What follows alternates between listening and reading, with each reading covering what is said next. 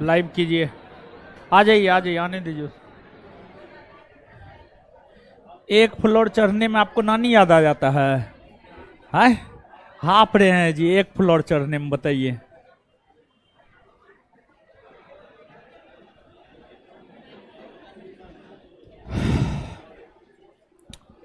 चलिए,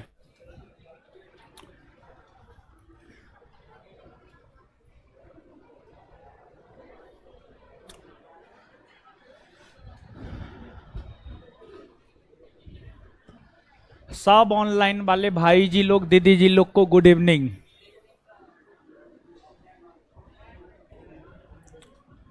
सबको good evening. और साथ में जो है चैती छठ की भी शुभकामना।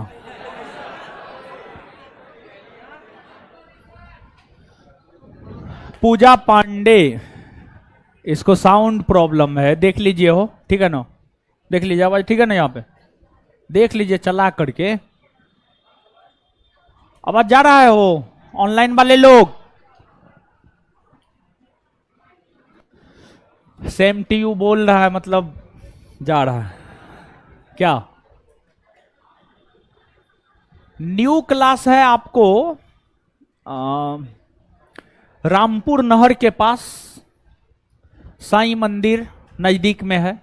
रामपुर नहर साईं मंदिर के पास।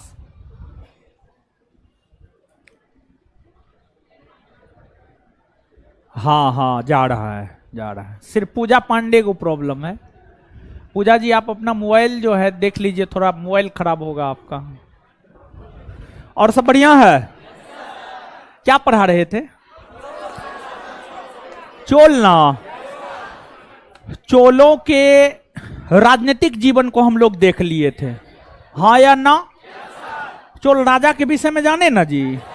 तो चोल राजा के विषय में जान लिए, मतलब राजनीतिक जीवन हम लोग देख चुके हैं। अब जो है प्रशासनिक जीवन देखना है। प्रशासनिक और फिर सैन्य और फिर आर्थिक, सामाजिक, धार्मिक, यही सब चीज देखना है। तो आराम से देखते हैं।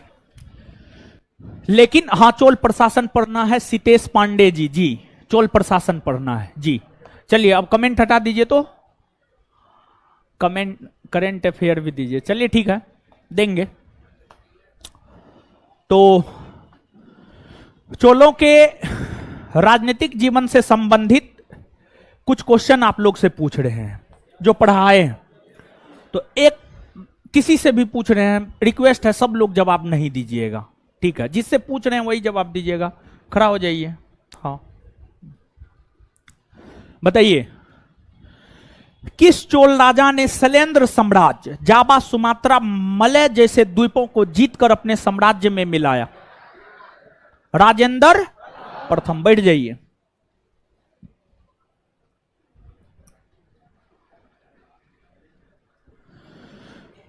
किस चोल शासक ने मदुरै कोंड की उपाधि धारण की थी?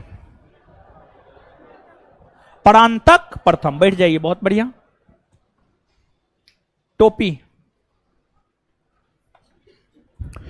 किस चोल शासक ने लोह एवं रक्त की नीति अपनाई? राजराज। आप नहीं बोले हैं, ठीक है? बैठ जाइए। फिर भी लड़का है इसलिए बैठा देते, लड़की रहते तो खड़े छोड़ देते हो। चलिए उधर कोना वाली खड़ा हो जाइए, इधर खड़ा होइए ना। ब्लैक टी शर्ट शर्ट जो भी है ब्लैक, हाँ खड़ा हो जाइए। क्लास किए थे ना पिछला क्लास? हाँ बताइए, राजराज प्रथम का मूल नाम क्या था? क्या था हो? अरिमोली। आप लड़की है इसलिए खड़ा रही। चलिए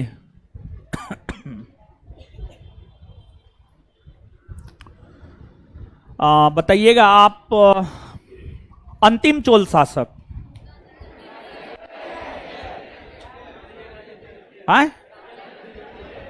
नरकेसरी की उपाधि किसने धारण की थी? हाँ, बोलिए। बैठ जाइए, बैठ जाइए। नहीं भी जवाब दिया फिर भी बैठा देते। लड़की को ज्यादा सजा है, इसलिए पढ़ लिख के आया कीजिए। बैठ जाइए आप भी। तो इस प्रकार से कुछ क्वेश्चन पूछे, लड़की का दबदबा रहा, लड़की सब ठीक ठाक जवाब दी, लड़का सब अकलोल बकलोल है। तो हमने आपको बताया था कि जो है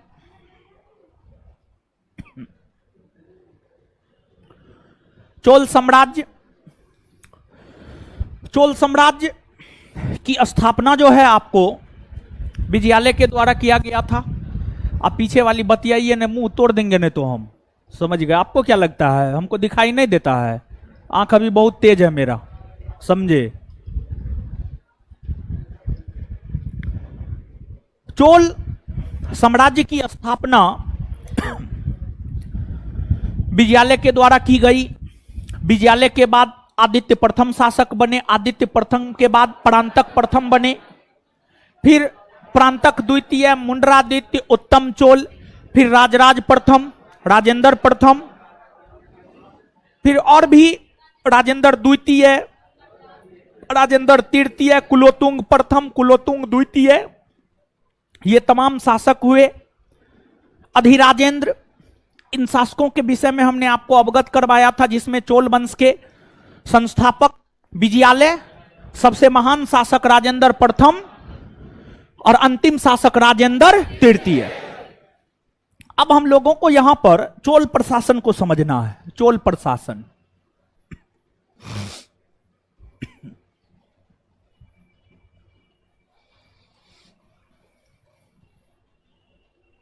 देखिए, जिस प्रकार से आपने मौर्य साम्राज्य को पढ़ा, उसके प्रशासनिक व्यवस्था को पढ़ा, गुप्त साम्राज्य को पढ़ा, उसके प्रशासनिक व्यवस्था को पढ़ा, तो आपने यह पाया कि इन साम्राज्यों में राजतंत्रात्मक एवं वंशानुगत शासन व्यवस्था का प्रचलन हुआ करता था। हां या ना? हां ना? हां। उसी प्रकार से अगर हम लोग चोल साम्राज्य को देखें तो चोल साम्राज्य में भी राजतंत्रात्मक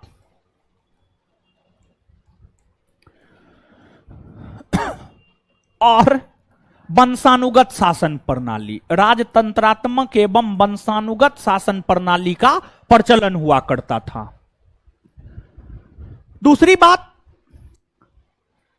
वैसे अधिकारी जो राजा के पास उसके सलाह एवं सहयोग के लिए हमेशा मौजूद रहता था, उसको उडन कुट्टन कहा गया है। उडन कुट्टन, उसको उडन कुट्टन कहा गया है, उडन कुट्टन कहा गया है। अब राजा के पास हमेशा उसके सलाह एवं सहयोग के लिए उसके पास उसका मंत्री परिषद रहता था। तो राजा के पास जो उसका अपना मंत्री परिषद रहता था, जो राजा को उसके कार्यों में सलाह एवं सहयोग दिया करता था, उसी को उडन कुट्टन कहा गया, उसी को उडन कुट्टन कहा गया। उडन कुट्टन, जैसे अभी के डेट में राष्ट्रपति को सलाह एवं सहयोग देने के लिए एक मंत्री परिषद है, हां या ना? हां, एकदम से है।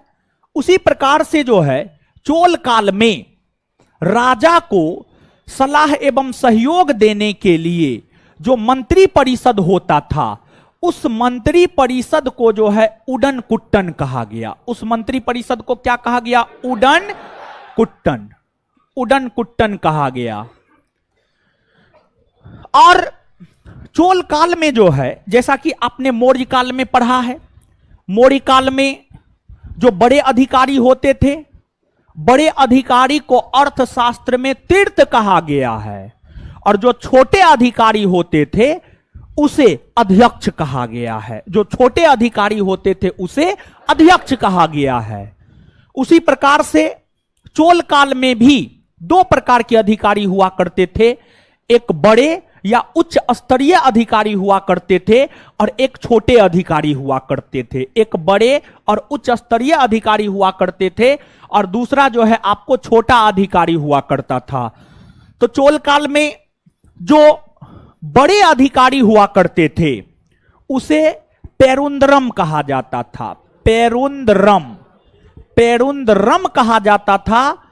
बड़े अधिकारी या उच्च स्तरीय अधिकारी, उच्च स्तरीय अधिकारी, बड़े अधिकारी या उच्च स्तरीय अधिकारी को पेरुंदरम, वहीं जो छोटे अधिकारी हुआ करते थे उनको सेरुंदरम कहा गया। जो छोटे अधिकारी हुआ करते थे उन्हें सेरुंदरम, छोटे या निम्न स्तरीय अधिकारी को जो है सेरुंदरम कहा गया। इसके बाद चोल काल में जो है दो प्रकार का प्रशासन या दो प्रकार की प्रशासनिक व्यवस्था, चोल काल में दो प्रकार की प्रशासनिक व्यवस्था देखने को मिलती है। और चोल काल में जो दो प्रकार की प्रशासनिक व्यवस्था देखने को मिलती है उसमें एक केंद्रीय स्तर पर, एक केंद्रीय स्तर पर और दूसरा जो है आपको स्थानीय स्तर पर। एक केंद्रीय स्तर पर शासन प्रशासन देखने को मिलता है और दूसरा स्थानीय स्तर पर जो है आपको शासन प्रशासन देखने को मिलता है। तो जो केंद्रीय स्तर है, जैसे अभी के डेट में, समझ गए, अभी के डेट में अगर आप भारत में प्रशासनिक व्यवस्था का अवलोकन करेंगे तो आप यह पाएंगे कि अभी के डेट में भारत में 3 स्तरीय शासन प्रणाली का प्रचलन देखने को मिलता है। एक केंद्रीय स्तर पर, दूसरा राज्य स्तर पर और तीसरा स्थानीय स्तर पर, तीसरा स्थानीय स्तर पर। और आपको जानकर आश्चर्य होगा कि पूरे विश्व में भारत एकमात्र ऐसा देश है, पूरे विश्व में भारत एकमात्र ऐसा देश है जहां 3 स्तरीय शासन प्रणाली देखने को मिलता है। भारत के अलावा अन्य किसी भी देश में 3 स्तरीय शासन प्रणाली देखने को नहीं मिलता है। ज्यादा से ज्यादा 2 स्तरीय शासन प्रणाली देखने को मिलता है, एक केंद्रीय स्तर पर, एक राज्य स्तर पर। लेकिन भारत में केंद्रीय और राज्य स्तर के साथ साथ स्थानीय स्तर पर भी शासन प्रणाली शासन प्रशासन देखने को मिलता है। लेकिन अगर हम लोग चोल काल की बात करें तो चोल काल में 2 स्तर पर शासन प्रशासन देखने को मिलता है, एक केंद्रीय स्तर और दूसरा स्थानीय स्तर। केंद्रीय स्तर पर जो चोल साम्राज्य था, चोल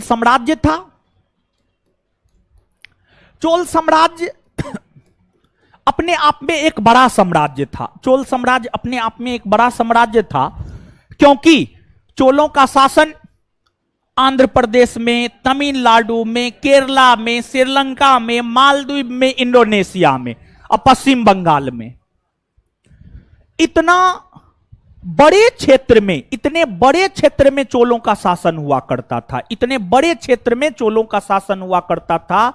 तो चोलों का शासन जो इतने बड़े क्षेत्र में हुआ करता था, इन तमाम क्षेत्रों में सही ढंग से शासन प्रशासन चलाने को लेकर चोल साम्राज्य को प्रांतों में विभाजित किया गया था। जैसे अपना देश भारत है, भारत को आप देख सकते हैं 28 प्रांतों में विभाजित किया गया है, 28 प्रांतों में विभाजित किया गया है। फिर प्रत्येक प्रांत को जिला में विभाजित किया गया है, फिर जिला को प्रखंड में विभाजित किया गया है। तो ये प्रशासनिक विभाजन क्यों किए जाते हैं? देखिए, प्रशासनिक विभाजन शासन प्रशासन को अच्छे ढंग से चलाने के लिए किए जाते हैं। शासन प्रशासन को अच्छे ढंग से चलाने के लिए प्रशासनिक विभाजन किए जाते हैं। जिस प्रकार से अभी हमारे देश में प्रशासनिक विभाजन देखने को मिलता है, उसी प्रकार से जो है आपको चोल साम्राज्य का भी प्रशासनिक विभाजन किया गया था। और जो चोल साम्राज्य था, चोल साम्राज्य को प्रांतों में विभाजित किया गया था, प्रांतों में विभाजित किया गया था, राज्यों में विभाजित किया गया था। और जिस प्रकार से आपने पढ़ा है कि मौर्य काल में अशोक के समय प्रांतों की संख्या 5 हुआ करती थी, प्रांतों की संख्या 5 हुआ करती थी। चंद्रगुप्त मौर्य के समय 4 हुआ करती थी। उसी प्रकार से जो चोल साम्राज्य है, संपूर्ण चोल साम्राज्य को 6 प्रांत में बांटा गया था। 6 प्रांत में संपूर्ण चोल साम्राज्य को 6 प्रांत में बांटा गया था। और प्रांत को उस समय मंडल कहा जाता था। प्रांत को जो है उस समय क्या कहा जाता था? मंडल, मंडल कहा जाता था। प्रांत को मंडल कहा जाता था। और दूसरी बात यह है कि प्रांतों का विभाजन कमिश्नरी में हुआ था। प्रांतों का विभाजन जो है आपको कमिश्नरी में हुआ था। और कमिश्नरी को वलनाडु कहा जाता था। वलनाडु या कोट्टम कहा जाता था। वलनाडु या कोट्टम, वलनाडु या कोट्टम कहा जाता था। और अगली बात यह है कि जो कमिश्नरी होता था, कमिश्नरी को जिला में विभाजित किया गया था। और जो जिला होता था, जिला को नाडु कहा जाता था। जिला को नाडु कहा जाता था। और जिला को प्रखंड में बांटा गया था। प्रखंड को कर्रम कहा जाता था। प्रखंड को कर्रम कहा जाता था। और प्रखंड को जो है ग्राम में बांटा गया था। ग्राम में बांटा गया था, यानी गांव में बांटा गया था। और जो गांव होता था, यह प्रशासन की सबसे छोटी इकाई मानी जाती थी। यह प्रशासन की जो है आपको सबसे छोटी इकाई मानी जाती थी। प्रशासन की सबसे छोटी इकाई ग्राम मानी जाती थी। तो बेहतर ढंग से शासन प्रशासन चलाई जा सके, इसको लेकर ही चोल साम्राज्य का प्रशासनिक विभाजन प्रांत में, प्रांत का कमिश्नरी में, कमिश्नरी का जिला में, जिला का प्रखंड में और प्रखंड का ग्राम में हुआ। प्रखंड का ग्राम में हुआ। ग्राम यानी गांव, जो कि प्रशासन की सबसे छोटी इकाई हुआ करती थी। चोल काल में जो है 2 प्रकार के गांव देखने को मिले हैं। आज भी आपको 2 प्रकार के गांव देखने को मिलेंगे। एक आपको बड़ा गांव देखने को मिलेगा, दूसरा आपको छोटा गांव देखने को मिलेगा। कुछ गांव ऐसे होंगे जहां की आबादी बहुत अधिक, जहां का आबादी और क्षेत्रफल बहुत अधिक, मतलब वो बड़ा गांव हो गया। और कुछ गांव ऐसे होंगे जहां की आबादी काफी कम और क्षेत्रफल काफी कम, मतलब वो छोटा गांव हो जाएगा। तो उसी प्रकार से जो है चोल काल में भी 2 प्रकार के गांव देखने को मिले हैं। और चोल काल में जो 2 प्रकार के गांव देखने को मिले हैं, एक बड़ा गांव, समझ गए, एक आपको बड़ा गांव हुआ करता था और दूसरा आपको छोटा गांव हुआ करता था। छोटा गांव हुआ करता था। और जो बड़ा गांव होता था, इसे हम लोग तनयूर कहते थे। बड़ा गांव को तनयूर कहते थे। और जो छोटा गांव होता था, छोटे गांव को सिरूर कहते थे। छोटे गांव को क्या कहते थे? सिरूर। छोटे गांव को सिरूर कहा जाता था। और जब गांव पे आ गए हैं, देखिए चोल काल की ऐसे तो कई सारी विशेषताएं हैं। जैसे चोलों की एक विशेषता उसकी नौसैनिक शक्ति है। चोलों की एक विशेषता उसकी नौसैनिक शक्ति है। उसी प्रकार से जो है चोलों की एक विशेषता उसका स्थानीय स्वशासन था। स्थानीय स्वशासन। और आप इस बात को ध्यान में रखेंगे कि पहली बार पूरे भारतवर्ष के भीतर, भले ही अशोक कल्याणकारी शासक रहा हो, अशोक ने हमेशा जनता से संपर्क साधे रखा, लेकिन अशोक भी स्थानीय स्वशासन की बात नहीं कर पाया था। अशोक भी समाज के अंतिम पायदान पर खड़े व्यक्ति के पास पहुंचने में सफलता प्राप्त नहीं की थी, लेकिन फिर भी हद तक अशोक ने बहुत सारे कल्याणकारी कार्य किए और लगभग जनता की समस्या को अपनी समस्या समझकर अशोक देखा करते थे। और अशोक के विषय में इसलिए चर्चा कर रहे हैं कि अशोक इतना करने के बावजूद भी उनका ध्यान स्थानीय स्वशासन पर नहीं गया, बल्कि केंद्रीय प्रशासन में ही वे उलझे रहे। और यहां से एक प्रश्न क्रिएट होता है, आपसे पूछा जाता है, काफी महत्वपूर्ण प्रश्न है, कई दफा कई परीक्षा में यह प्रश्न पूछा भी गया है, पता नहीं आप जानते हैं या नहीं जानते हैं। एक प्रश्न आपसे यह पूछा जाता है, कौन भारतीय शासक प्रायः जनता के संपर्क में रहा करता था? कौन भारतीय शासक प्रायः जनता के संपर्क में रहा करता था? तो इसका उत्तर आपको अशोक हो जाएगा। क्या हो जाएगा इसका उत्तर? अशोक हो जाएगा। अशोक एक ऐसा भारतीय शासक था जो प्रायः जनता के संपर्क में रहा करता था। समझ गए? चलिए खैर छोड़िए उसको। पूरे भारतीय इतिहास में सर्वप्रथम लोकल स्तर पर, स्थानीय स्तर पर शासन प्रशासन चलाने की बात जिस कालखंड में की गई वह चोल काल था। जिस कालखंड में की गई वह जो है आपको कौन सा कालखंड था? चोल काल। वह चोल काल था। और चोल काल की विशेषताओं में एक प्रमुख विशेषता उसका स्थानीय स्वशासन है। एक प्रमुख विशेषता उसका क्या है? आपको स्थानीय स्वशासन। स्थानीय स्वशासन जिस प्रकार से आप अभी स्थानीय स्वशासन के अंतर्गत दो प्रकार की संस्थाओं को देखते हैं, एक पंचायती राज के अंतर्गत और दूसरा नगरपालिका के अंतर्गत। एक पंचायती राज के अंतर्गत और दूसरा नगरपालिका के अंतर्गत। दूसरी बात, आप पंचायती राज में ग्राम स्तर पर ग्राम पंचायत को देखते हैं, प्रखंड स्तर पर पंचायत समिति और जिला स्तर पर जिला परिषद। जिला स्तर पर जिला परिषद।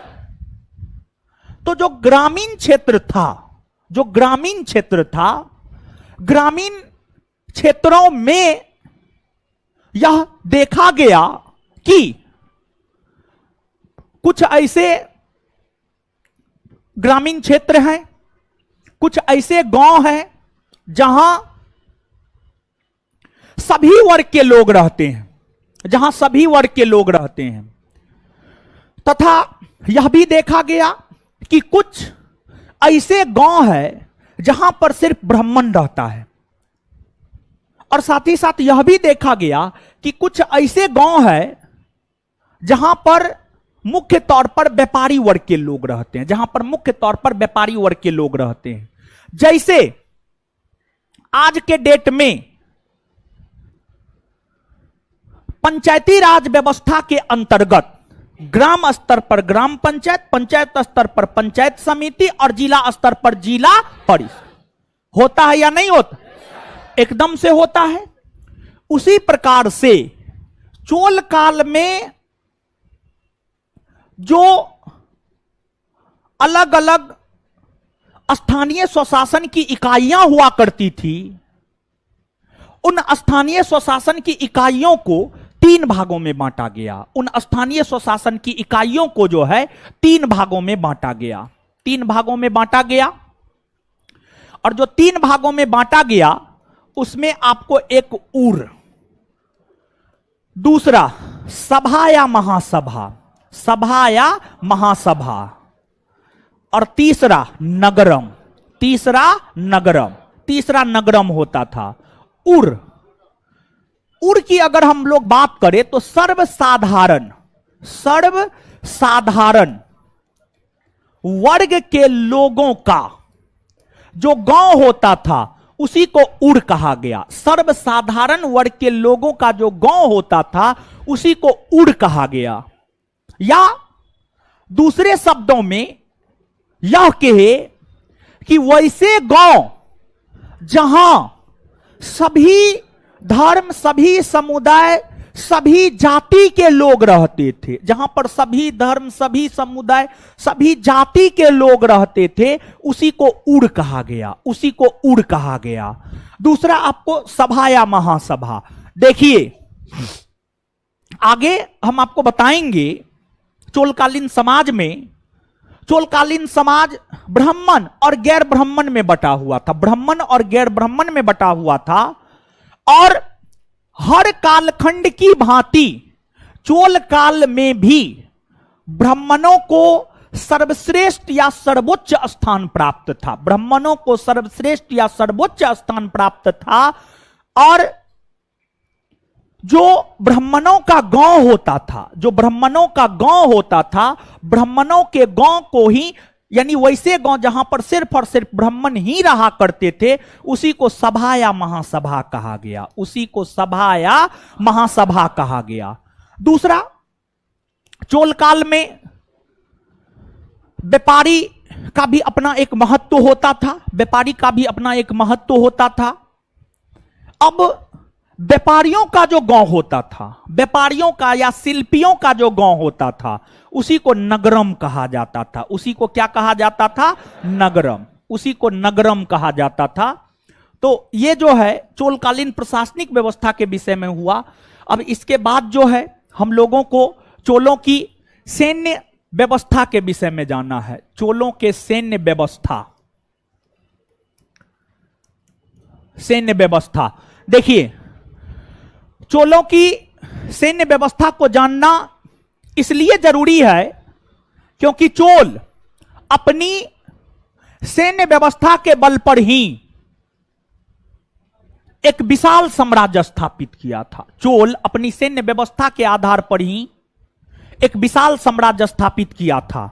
देखिए, चोलों के पास मजबूत, चोलों के पास एक मजबूत सैन्य व्यवस्था देखने को मिलता है। उस सैन्य व्यवस्था में आपको चोलों के पास नौसैनिक थे, पैदल सैनिक थे, घुड़सवार सैनिक थे, गज सैनिक थे, अश्व सैनिक थे। लेकिन ध्यान में रहे कि चोलों के पास रथ वाला सैनिक नहीं था, रथारोही सैनिक नहीं था। चोलों के पास रथ सेना नहीं था। चोलों के पास जो है रथ सेना नहीं था।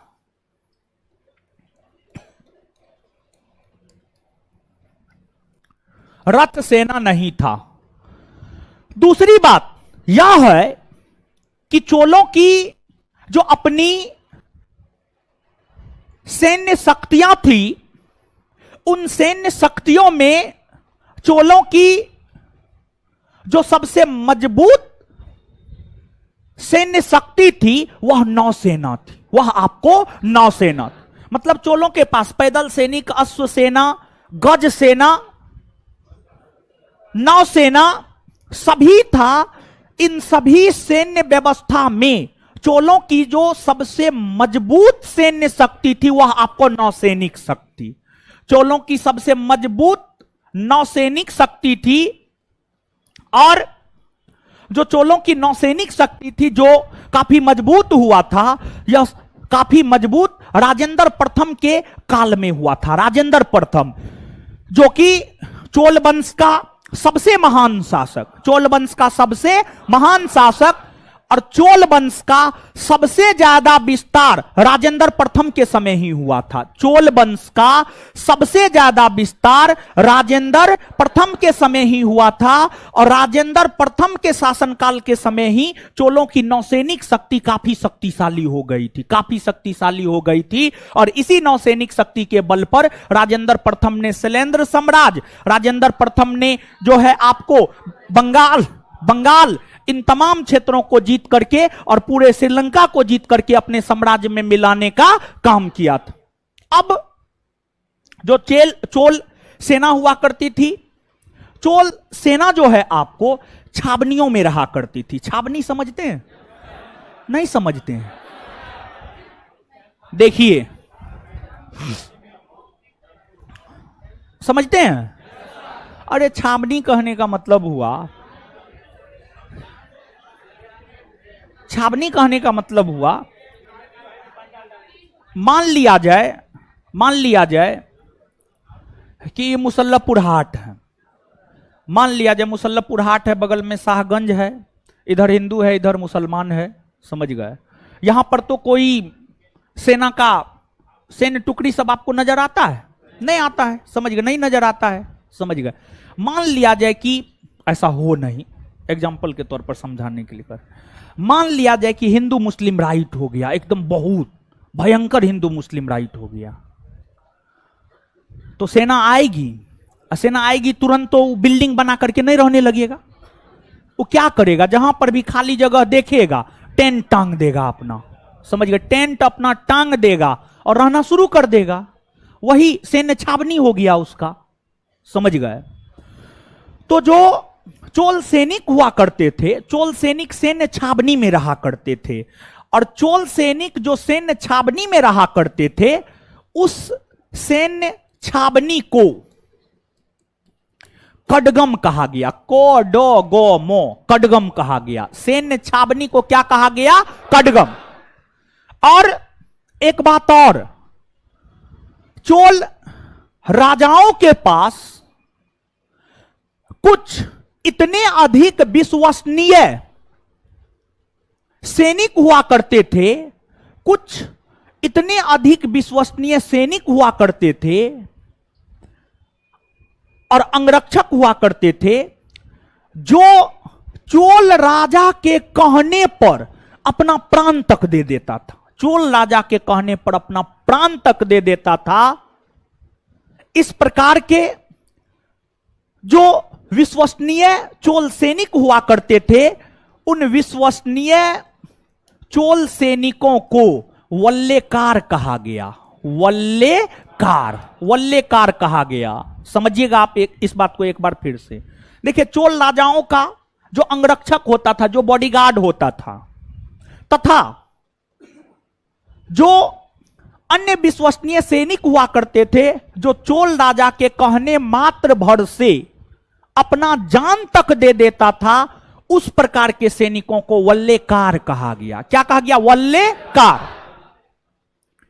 इतना ही नहीं, बल्कि जिस प्रकार से संगमकालीन राजाओं के विषय में आपने पढ़ा है कि संगमकालीन जो राजा होता था वह युद्ध प्रिय होता था। संगमकालीन राजा युद्ध प्रिय होता था, और जिस प्रकार से संगमकालीन राजा युद्ध प्रिय होता था, उसी प्रकार से जो ये चोलकालीन राजा है, ये भी युद्ध प्रिय हुआ करते थे। ये भी युद्ध प्रिय हुआ करते थे, और युद्ध में शौर्य प्रदर्शन करते हुए, यानी बेहतर प्रदर्शन करते हुए, अगर कोई सैनिक शहीद हो जाता था, युद्ध में बेहतर प्रदर्शन करते हुए अगर कोई सैनिक शहीद हो जाता था, तो उस सैनिक के परिवार को करमुक्त भूमि अनुदान के तौर पर दी जाती थी,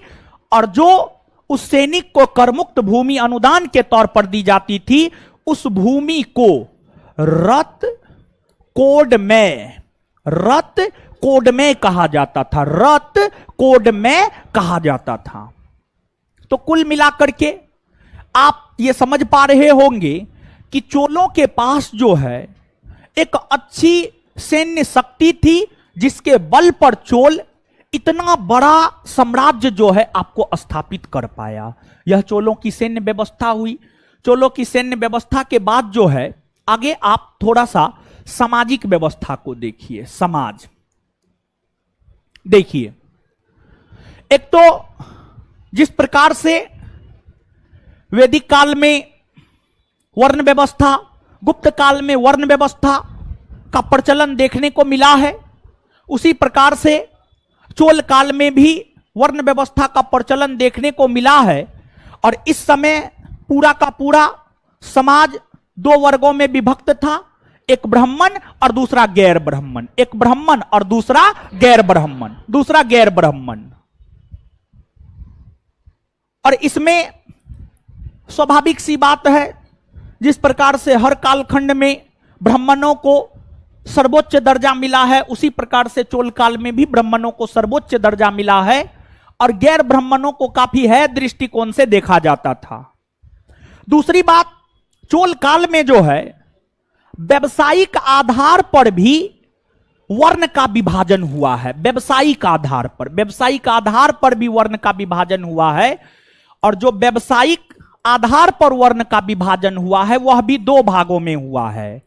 एक आपको वलंगई और दूसरा आपको इडंगई। समझ गए? दूसरा आपको इडंगई। एक आपको वलंगई और दूसरा आपको इडंगई।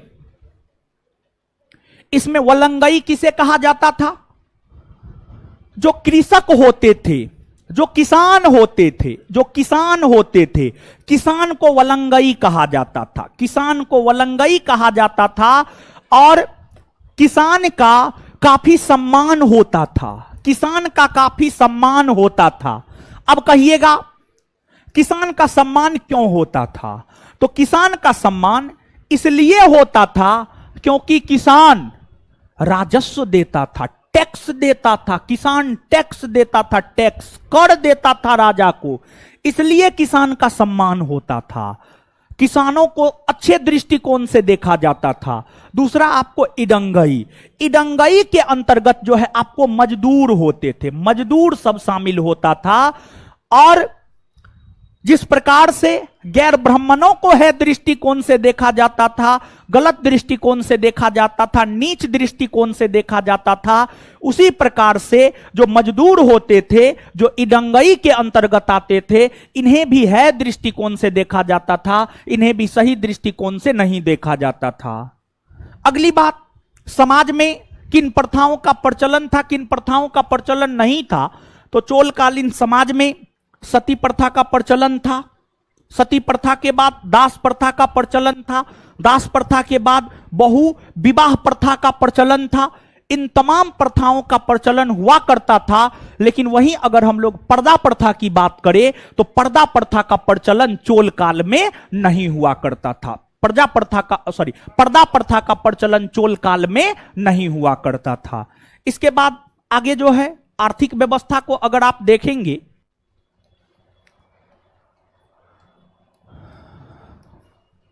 आर्थिक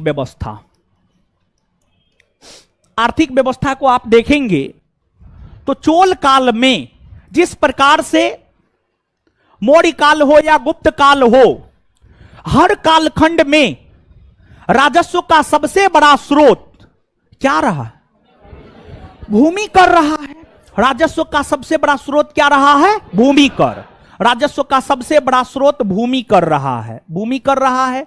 उसी प्रकार से चोल काल में भी राजस्व का सबसे बड़ा स्रोत भूमि कर ही रहा है। और भूमि कर को करमाप कहा जाता था, करमाप कहा जाता था। भूमि कर को करमाप कहा जाता था, या इसे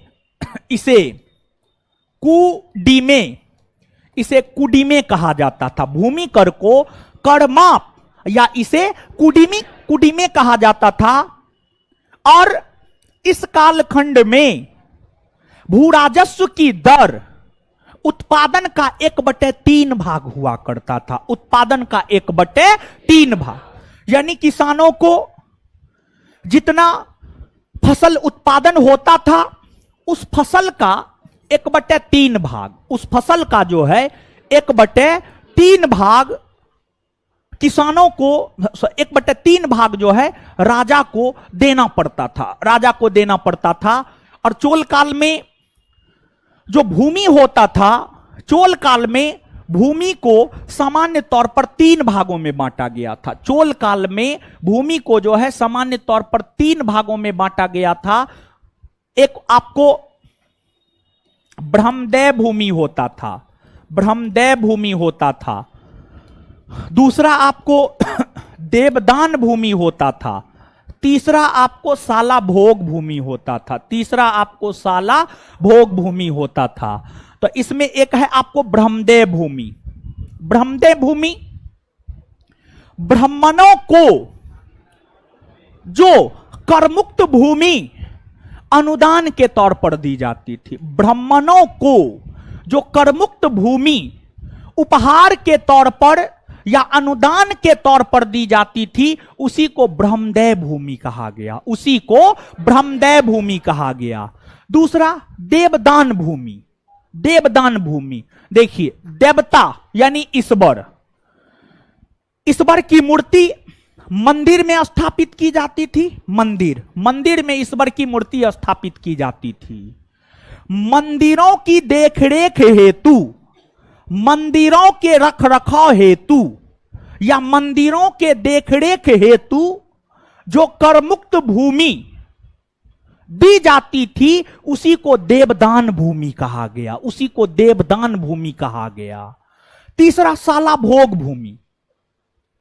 चोल काल में जो विद्यालय होते थे, चोल काल में जो विद्यालय होते थे, जहां पर शैक्षणिक कार्य होता था, जहां पर शैक्षणिक कार्य होता था, विद्यालयों के रखरखाव या देखरेख हेतु जो करमुक्त भूमि उपहार स्वरूप दी जाती थी, उसी को साला भोग भूमि कहा जाता था, उसी को साला भोग भूमि कहा जाता था।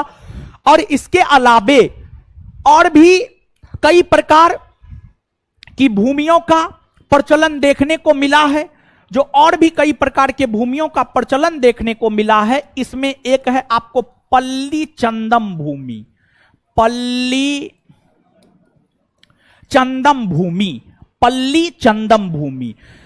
अब कहिएगा कि ये पल्ली चंदम भूमि क्या है, पल्ली चंदम भूमि क्या है? तो जैन, समझ गए, जैन, जैनियों को या जैन शैक्षणिक संस्थानों को या जैन आचार्यों को, जैन आचार्यों को जो करमुक्त भूमि अनुदान के तौर पर दी जाती थी, उसी को पल्ली चंदम भूमि कहा जाता था, उसी को पल्ली चंदम भूमि कहा जाता था। तो ये चोल काल में अलग अलग भूमि के प्रकार है, इसको जो है आप याद रखिएगा। इसके बाद चोलों के धार्मिक व्यवस्था, चोलों के धार्मिक व्यवस्था को जब आप देखेंगे तो आपको यह पता चलेगा कि चोल काल में अधिकतर चोल राजाओं ने शैव धर्म को माना था, शैव धर्म को माना था। लेकिन ऐसा नहीं है कि शैव धर्म के अलावे अन्य धर्म जैसे वैष्णव धर्म, जैन धर्म, बौद्ध धर्म, इन धर्मों का विकास नहीं हुआ, ऐसा कोई बात नहीं है। इन सभी धर्मों का भी विकास हुआ, लेकिन अधिकतर चोल राजाओं ने शैव धर्म को अपनाया था और अधिकतर चोल राजाओं ने शैव धर्म को अपना संरक्षण प्रदान किया था। तो इसलिए आप इस बात को याद रखेंगे कि चोल राजा शैव धर्म को संरक्षण प्रदान किया था। यहां पर गौर करने वाली बात यह है, संगमकालीन चोल राजा ब्राह्मण धर्म को संरक्षण प्रदान किया था और ये चोल काल के राजा शैव धर्म को संरक्षण प्रदान किया था। तो आपके परीक्षा में जो प्रश्न पूछा जाता वो इस चोल काल के विषय में पूछा जाता है, इस चोल काल के विषय में आपसे आपके परीक्षा में प्रश्न पूछा जाता है। तो क्वेश्चन, जब ये क्वेश्चन आए तो थोड़ा होश हवास में बनाइएगा, स्पष्ट कर लीजिएगा कि संगमकालीन चोल वंश पूछ रहा है या फिर 9वीं से 12वीं सदी के चोल वंश के विषय में पूछ रहा है। इस बात को समझ पा रहे हैं आप? इसके बाद चोल काल में शैव धर्म को अपनाने के बाद चोल राजाओं ने भगवान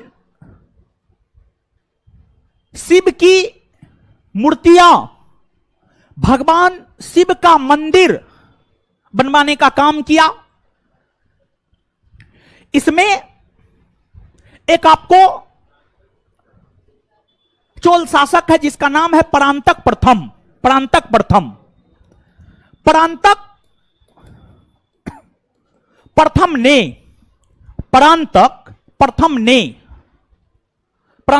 ने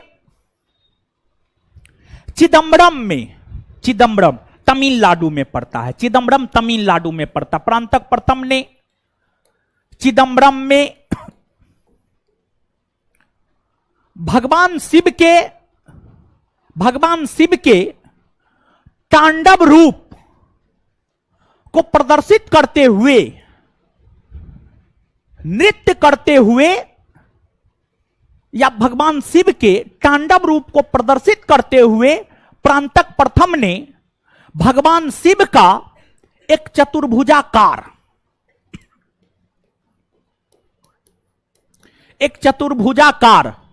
कांस्य प्रतिमा बनाया, जिसे नटराज शिव की मूर्ति कहा जाता है, नटराज शिव की मूर्ति कहा जाता है। और यह जो नटराज शिव का मूर्ति है, विश्व में जितने भी कांस्य प्रतिमा है, कांसा एक धातु है, तांबा और टीना के सम्मिश्रण से कांसा धातु बनता है। और विश्व में जितने भी मंदिर कांसा धातु से बने हुए हैं, उन सभी मंदिरों में सबसे प्रमुख मंदिर में इस मंदिर का नाम आता है। नटराज शिव के चिदंबरम स्थित मंदिर का नाम आता है, जिसकी आकृति लगभग चतुर्भुजाकार। परांतक प्रथम के बाद राजराज प्रथम ने, आप सभी लोग राजराज प्रथम का नाम सुने होंगे। राजराज प्रथम ने अपनी राजधानी तंजौर में भगवान शिव के सम्मान में एक मंदिर का निर्माण करवाया, जिसे हम लोग बृहदेश्वर शिव मंदिर कहते हैं। बृहदेश्वर शिव मंदिर कहते हैं। और यह जो बृहदेश्वर शिव मंदिर है, इसी को राजराजेश्वर शिव मंदिर भी कहा जाता है। इसी को राजराजेश्वर शिव मंदिर भी कहा जाता है। इस प्रकार से आपको चोल काल में ये तमाम मंदिर बनाए गए, और ये सभी मंदिर चोल कला के उदाहरण है। ये सभी मंदिर चोल कला के उदाहरण है।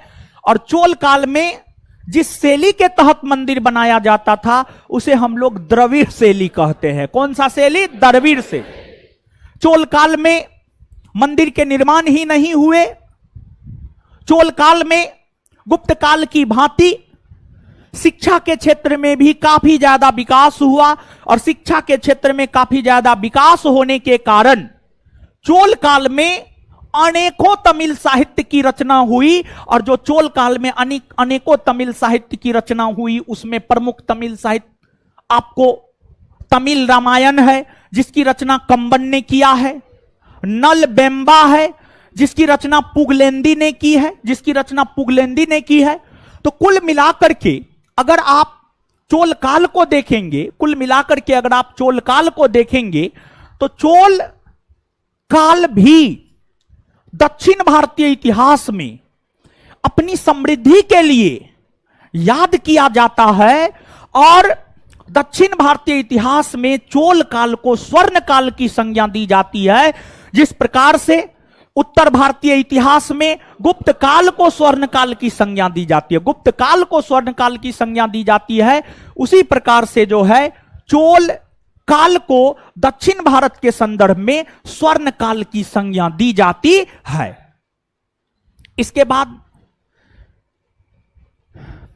एक दो बात आप और जानिए कि आप सभी लोग ये बात जानते हैं कि चोल राजाओं ने श्रीलंका को जीतकर अपने साम्राज्य में मिला लिया। हाँ या ना? हाँ ना? एक प्रश्न पूछा जाता, किस चोल राजा ने श्रीलंका को स्वतंत्र कर दिया? कुलोतुंग प्रथम। चोल शासक कुलोतुंग प्रथम ने श्रीलंका को पूर्ण स्वतंत्रता दे दी। और कुलोतुंग प्रथम ने अपनी पुत्री का विवाह श्रीलंका के राजा के साथ करवाया। एक और प्रश्न पूछा जाता है, किस चोल शासक ने चीनी शासक के पास 72 व्यक्तियों का एक दूत मंडल भेजा? इसका भी उत्तर होगा कुलोतुंग प्रथम। और एक बात और आपसे पूछा जाता है कि ये जो नटराज शिव मंदिर है, जिसका निर्माण परांतक प्रथम ने करवाया था, जो कि चिदंबरम में है, इसका पुनर्निर्माण किसने करवाया? समझ गए? जैसे आपको सुदर्शन झील याद है कुछ? सुदर्शन झील का निर्माण तो चंद्रगुप्त मौर्य ने करवाया था। उसका पुनर्निर्माण अशोक ने करवाया, रुद्रदामन ने करवाया, स्कंदगुप्त ने करवाया। हाँ या ना? हाँ। उसी प्रकार से जो नटराज शिव मंदिर है चिदम्बरम में, इसका पुनर्निर्माण कुलोतुंग द्वितीय ने करवाया था। कुलोतुंग द्वितीय ने करवाया था। और दूसरा चीज, इस शिव मंदिर में भगवान विष्णु का भी मूर्ति था। कुलोतुंग द्वितीय ने भगवान विष्णु के मंदिर को समुद्र में फेंकवा दिया। भगवान विष्णु के मंदिर को समुद्र में फेंकवा दिया। तो ये सब बात भी जो है आपको याद रखना है। अब चोल आपका खत्म हो गया। अब चोल के बाद क्या है? पल्लव। तो अब हम लोग पल्लव को पढ़ेंगे, लेकिन उससे पहले याद करेंगे और याद करने के बाद लिखेंगे। याद करने के बाद लिखेंगे, पहले याद करते हैं, ठीक है, जितना बताए हैं। और हां, वैधानिक चेतावनी,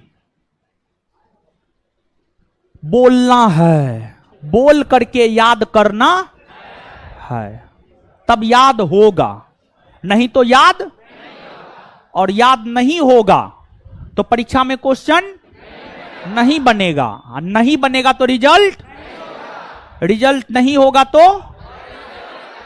है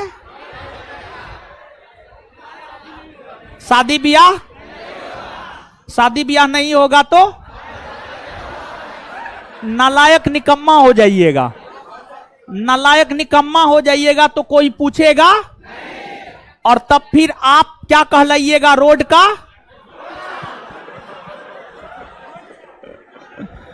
तब आप कहलाइएगा रोड का विद्वान। रोड का विद्वान जो है तो विद्वान, लेकिन हुआ कुछ नहीं। बात समझ में आ गया? तो इसलिए याद करना है बोल करके, समझ गए? चलिए अब आइए, समझ में आ रहा है ना भाई जी लोग? देखिए इसमें जो है चोल काल में जो है वर्ड, कड़गम क्या है, कर्माप क्या है, वल्लेकार क्या है, ये सब वर्ड याद रखना जरूरी है, क्योंकि वर्ड का अर्थ चोल काल से संबंधित आपसे आपके परीक्षा में पूछा जाता है। इसलिए वर्ड याद रखना जरूरी है, समझ गए? और एक बार मेहनत कीजिए ना महाराज, जानते हैं एक बार मेहनत कर लीजिएगा ना, उसकी सफलता पर जिंदगी भर ऐश कीजिएगा। और एक बार मेहनत नहीं किए तो क्या होगा आप ही जानिए।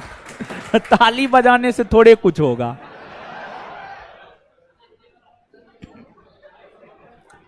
आइए याद करते हैं।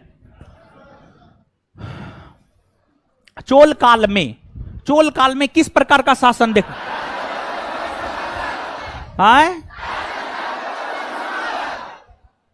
चोल काल में राजा को सलाह एवं सहयोग देने के लिए जो मंत्री परिषद होता, चोलकालीन मंत्री परिषद को क्या कहा? चोलकालीन मंत्री परिषद को क्या कहा? उदंड। चोलकालीन मंत्री परिषद को क्या कहा? चोल काल में बड़े अधिकारी को क्या कहा? बड़े अधिकारी, छोटे अधिकारी, छोटे अधिकारी। चलिए, चोल साम्राज्य को किसमें विभाजित किया? किसमें? प्रांत को, कमिश्नरी को, जिला को, प्रखंड को। एक बार फिर से, चोल साम्राज्य को किसमें विभाजित? प्रांत को, कमिश्नरी को, जिला को, प्रखंड को। चोल काल में प्रांतों की संख्या, चोल काल में प्रांतों की संख्या कितना? प्रांतों को क्या कहा जाता? प्रांतों को, कमिश्नरी को, जिला को, प्रखंड को। एक बार फिर से, प्रांत को, कमिश्नरी को, जिला को, प्रखंड को। प्रशासन की सबसे छोटी इकाई बड़ा गांव क्या कहलाता?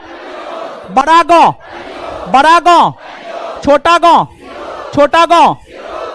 चोल प्रशासन की सबसे महत्वपूर्ण विशेषता, स्थानीय सर्वसाधारण वर्ग के लोगों को गांव को क्या, सर्वसाधारण वर्ग के लोगों के गांव को, ब्राह्मणों के गांव को, ब्राह्मणों के गांव को, ब्राह्मणों के गांव को, व्यापारियों के गांव को, व्यापारियों के गांव को। चलिए, चोल सेना के पास कौन सेना नहीं थी? कौन सेना नहीं थी? चोलों की सबसे मजबूत कौन? नौसैनिक शक्ति का सबसे ज्यादा विकास किसके समय?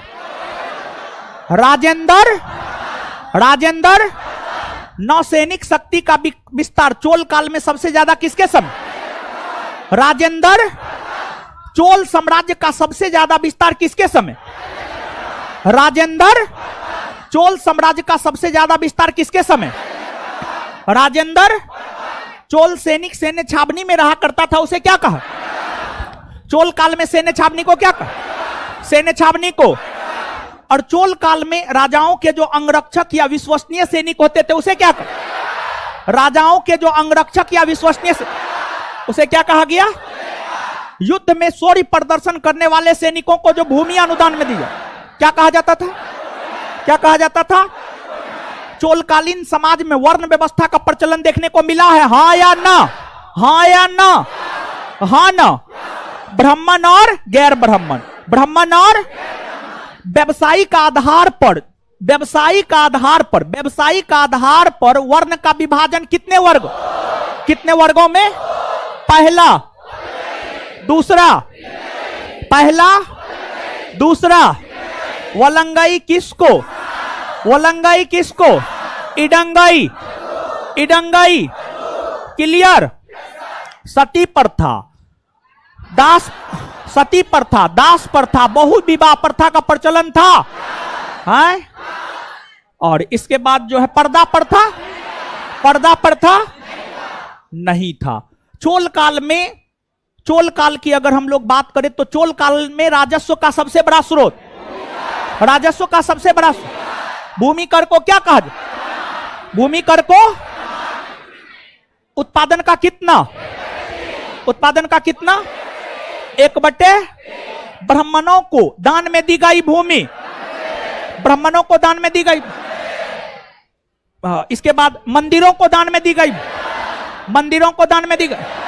विद्यालय को दान में दी गई, विद्यालय को। जैन संस्थानों को दान में दी गई भूमि, जैन संस्थानों को दान में दी, जैन संस्थानों को दान में दी। चोल काल के, चोलकालीन शासक किस धर्म को संरक्षण, किस धर्म को? अच्छा, नटराज शिव मंदिर कहां है? नटराज शिव मंदिर कहां है? इसकी आकृति कैसी है? कैसी है? कौन धातु से बना है? कौन धातु से? कौन धातु से? कौन बनवाया? कौन बनवाया है? अच्छा, इसका पुनर्निर्माण कौन करवाया? कुलोतुंग द्वितीय, कुलोतुंग, कुलोतुंग। नटराज शिव मंदिर का पुनर्निर्माण किसने करवाया? कुलोतुंग। नटराज शिव मंदिर का पुनर्निर्माण किसने करवाया? और नटराज शिव मंदिर से भगवान विष्णु के मूर्ति को किसने समुद्र में फेंकवा दिया? कुलोतुंग, कुलोतुंग।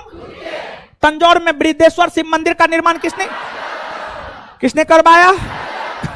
राजराज प्रथम ने करवाया। इसके बाद आगे बताइएगा, श्रीलंका को पूर्ण स्वतंत्रता किसने दे दी? कुलोतुंग। श्रीलंका को पूर्ण स्वतंत्रता किसने? 1077 ईस्वी में, 1077 ईस्वी में 72 दूतों का एक मंडल चीनी सम्राट के पास किस चोल शासक ने भेजा? कुलोतुंग। अच्छा, एगो बात बताइएगा, एगो बात बताइएगा, मारेंगे मुंह तोड़ देंगे। कुलोतुंग प्रथम। महमूद गजनबी 1014 से 1027 तक भारत पर आक्रमण किया, तो उस समय चोल वंश के शासक कौन थे? राजराज प्रथम, राजेंद्र प्रथम, दोनों होगा। राजराज प्रथम 985 से 1014 और राजेंद्र प्रथम 1014 से 1000, तो दुन्नू न होगा, एगो थोड़े होगा। और दुन्नू यानी महमूद गजनबी का समकालीन चोल शासक, राजराज प्रथम भी था और राजेंद्र। अब परीक्षा में जब क्वेश्चन पूछेगा तो ऑप्शन में देखना है, ऑप्शन में क्या है। ऑप्शन में अगर राजराज प्रथम है तो उसको टिक कीजिएगा, राजेंद्र प्रथम है तो उसको टिक कीजिएगा। अगर दोनों है, ऑप्शन में है, एक ऑप्शन में ये ऊपर युक्त में एक से अधिक, तो एक से अधिक को टिक करना है, एक से अधिक को टिक करना है। दिमाग कुछ काम कर रहा है? हाँ, याद रखिएगा ना। बीपीएससी का रिजल्ट आया है ना, कटअप कितना गया है? 9 पर 1 91, 91 जनरल का, ओबीसी का 87 ना, ओबीसी का 87, समझ गए। चलिए, तो अब जो है क्या करना है, कुछ चीज जो आपके नोट में नहीं है उसको नोट डाउन करना है, ठीक है? नोट डाउन कीजिए।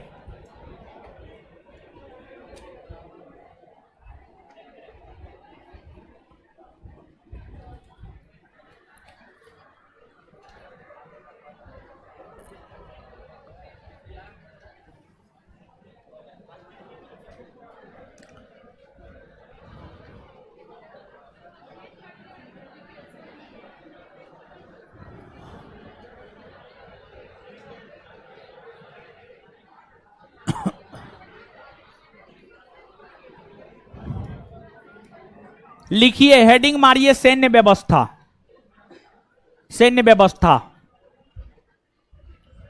सैन्य व्यवस्था।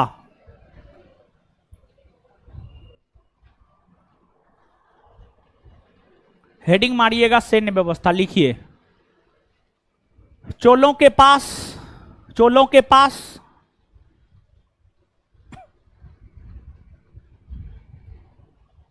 चोलों के पास एक मजबूत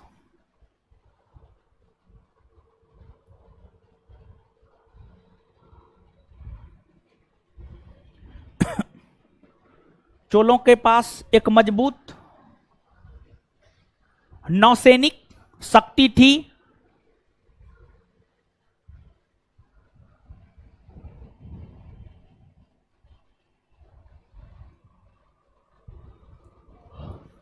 इस नौसैनिक शक्ति के बल पर ही राजेंद्र प्रथम ने, इस नौसैनिक शक्ति के बल पर ही राजेंद्र प्रथम ने, इस नौसैनिक शक्ति के बल पर ही राजेंद्र प्रथम ने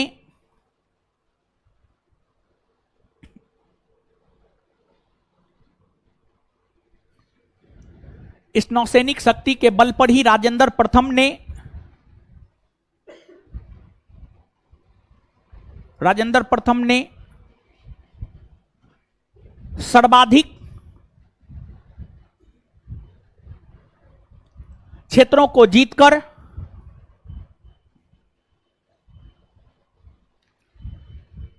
चोल साम्राज्य का विस्तार किया।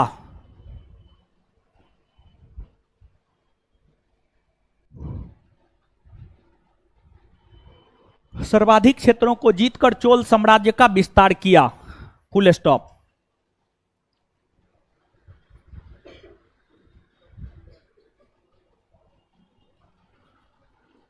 स्टार मार के अगला पॉइंट, चोलों के पास रथ सेना नहीं थी। स्टार मार के अगला पॉइंट, चोलों के पास रथ सेना नहीं थी।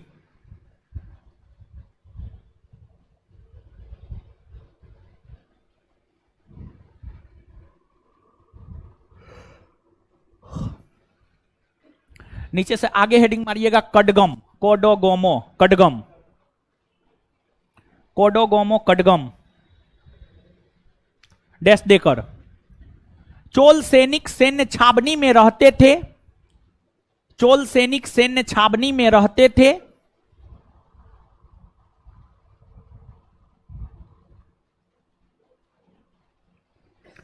चोल सैनिक सैन्य छावनी में रहते थे, कोमा उस सैन्य छावनी को ही कडगम कहा गया।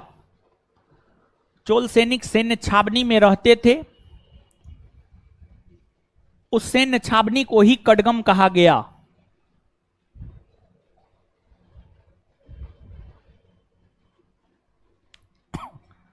अगला पॉइंट हेडिंग मारिएगा, वल्लेकार।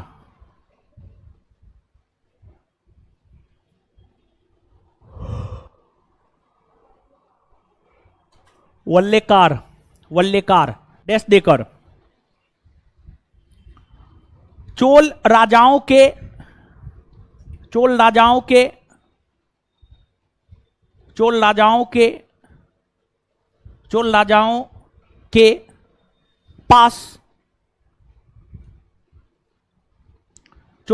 के पास विश्वसनीय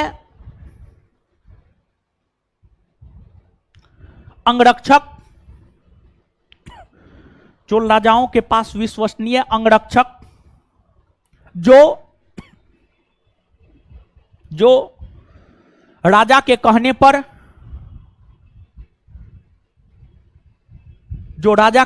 पर अपने प्राण का भी त्याग कर सकते थे, जो राजाओं के कहने पर अपने प्राण तक का त्याग कर सकता था, उसे वल्लेकार कहा गया।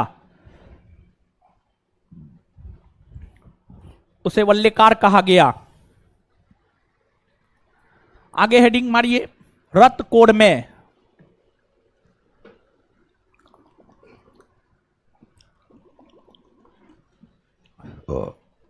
में डैश देकर युद्ध में शौर्य प्रदर्शन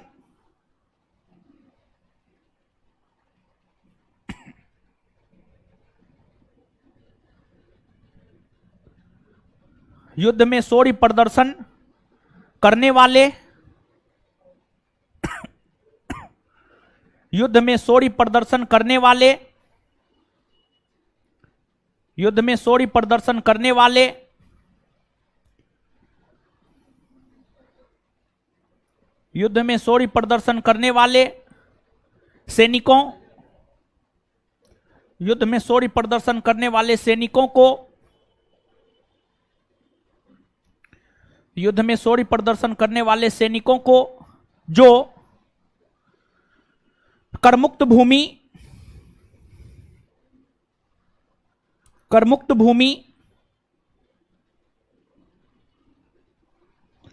अनुदान के तौर पर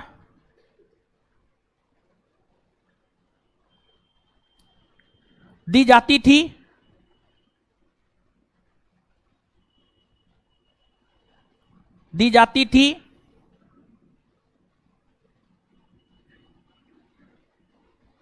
उसे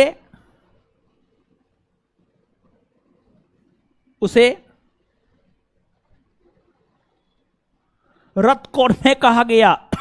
उसे रत कोड में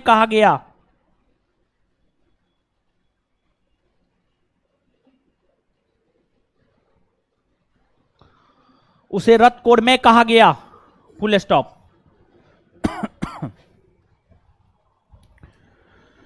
आगे समाज हेडिंग मारिए, समाज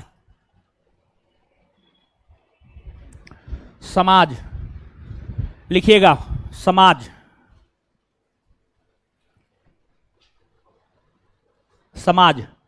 व्यावसायिक आधार पर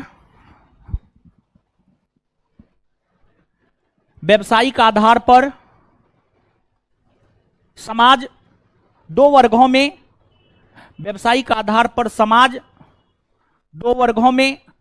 में विभक्त किया गया था। कॉपी ना है, कॉपी क्या हो है? व्यावसायिक आधार पर समाज दो वर्गों में विभक्त किया गया था। एक नंबर में वलंगई डैश देकर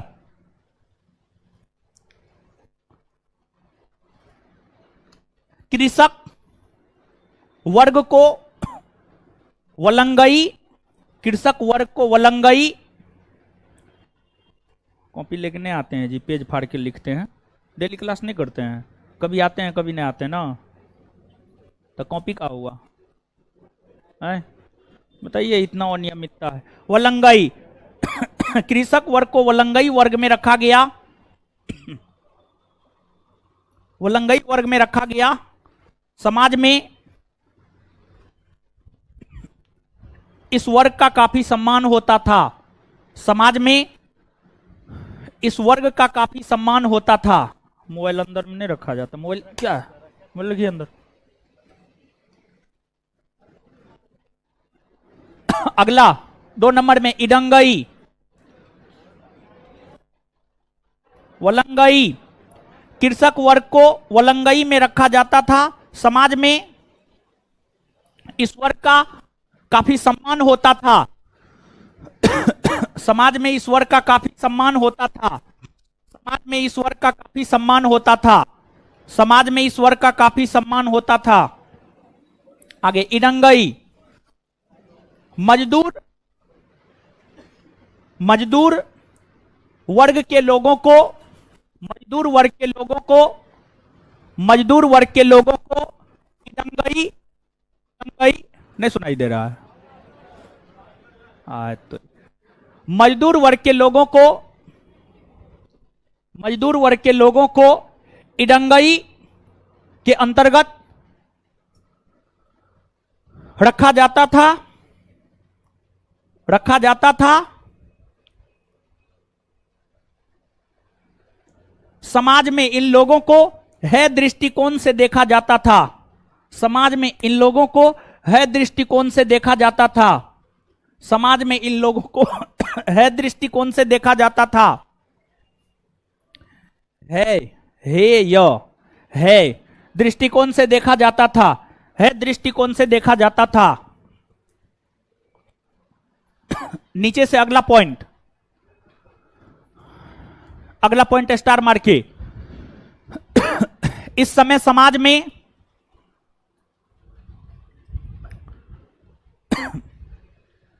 इस समय समाज में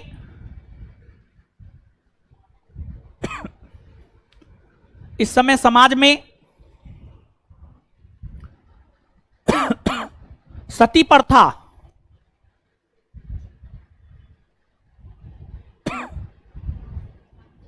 कोमा बहुविवाह प्रथा, बहुविवाह प्रथा,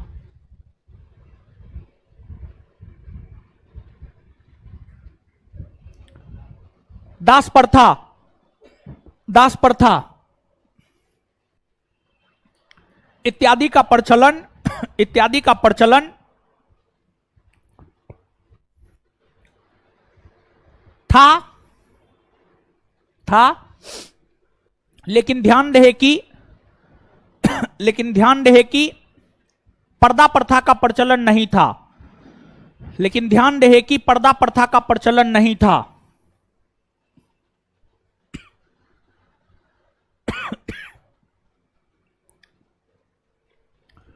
लेकिन ध्यान रहे कि पर्दा प्रथा का प्रचलन नहीं था। आगे हेडिंग मारिए, आर्थिक व्यवस्था, आर्थिक व्यवस्था, आर्थिक व्यवस्था गंदा कर दिए हैं, दोबारा आप उसको अच्छा से पढ़ पाइएगा, बताइए, पढ़ लेते हैं, है भाई। फेयर, फेयर जिंदगी में उतना टाइम है फेयर करने का जी, है। लेकिन आप लोग जो है ना, क्या बताएं हम आपको, क्या बोले। हम एक रोज गुस्सा जाते हैं और गुस्सा में तुम ताम कर देते हैं आप लोग को, तो आपस में बात करने लगते हैं कि सर जो है तुम ताम कर दिए हमको। लेकिन हाँ, पिछले क्लास में हम आप लोग को तुम ताम किए थे, हमको याद है। बोल रहा था आवाज नहीं आ रहा, उसी पे गुस्सा आ गया था। और उस रोज मेरा तबीयत खराब था, आपको विश्वास नहीं होगा, हम दवाई खा करके अभी क्लास ले रहे हैं, समझ, आपको विश्वास नहीं होगा ये बात। अभी भी आए तो टेबलेट खाए हैं, समझ गए। तो गुस्सा में उस रोज शनिवार को जो है पता नहीं ज्यादा ही कमजोरी लग रहा था, समझ गए, शरीर सब मेरा हिल रहा था, समझे। हम गुस्सा में कुछ बोल दिए तो तुरंत बात कर लिए कि आप लोग बात कर रहे थे तो कोई स्टाफ मेरा वहां खड़ा था, तो वही हमको बताया कि सर विद्यार्थी को तुम मत कहिए, आप हमेशा आप बोले हैं तो आप ही बोलिए। समझे? काहे कि विद्यार्थी बात कर रहा था, हमको मेरा स्टाफ ही बताया, जो सही बात है। लेकिन हम जो आपको बोले हैं कि अलग से एक कॉपी बना करके रखिए, आप बनाए हैं? हम नाराज नहीं होंगे आपसे, बताइए। आए बताइए, आप जब हमसे नाराज हो जाते हैं, हम आपको तुम कह देते हैं तब, जबकि हमको तुम कहने का अधिकार है। हम बोल सकते हैं आपको, हम कुछ भी बोल सकते हैं, समझ गए? तो ऐसा बात नहीं है। देखिए, आप लोग जैसा सोचते हैं वैसी कोई बात नहीं है। देखिए, है कि अब थोड़ा सा है कि अब पहले क्या होता था, पहले कम क्लास होता था, पहले कम विद्यार्थी था, तो जो भी आता था उसको बैठा करके प्यार से बात करते थे। अब विद्यार्थी ज्यादा है, क्लास ज्यादा है, टेंशन ज्यादा है, दो दो सेंटर है, और आप देखते ही हैं कितना हमको चुनौतियों का सामना करना पड़ता है। एक तो जो है अपने ही विद्यार्थी में से जो असामाजिक तत्व है उससे हमको सामना करना पड़ता है, फिर जो हमारा कंपटीटर है उससे सामना करना पड़ता है, फिर बहुत चीज का सामना अब करना पड़ता है। तो थोड़ा माइंड जो होता है ना, माइंड छोटा है ना जी, छोटा सा तो माइंड है महाराज, ठीक है, उसको कहां कहां खपाए। तो ऐसी कोई बात नहीं है। आप लोग जो सोचते हैं तुम बोल दिया, अरे तुम बोल दिया तो कौन बड़का बात हो गया, कोई बहुत बड़ा बात हो गया। आप लोग आपस में बात करने लगते हैं, बताइए। चलिए, लेकिन आप लोग कॉपी नहीं बनाए हैं, अब आप लोग का क्या करें बताइए। हम कूट दे, अभी हम कूट दे। चलिए लिखिए, आर्थिक व्यवस्था। लिखिएगा,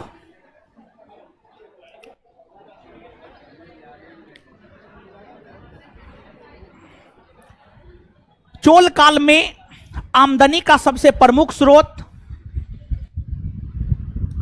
चोल काल में आमदनी का सबसे प्रमुख स्रोत, चोल काल में आमदनी का सबसे प्रमुख स्रोत, चोल काल में आमदनी का सबसे प्रमुख स्रोत, आमदनी का सबसे प्रमुख स्रोत भूमि कर, भूमि कर हुआ करता था।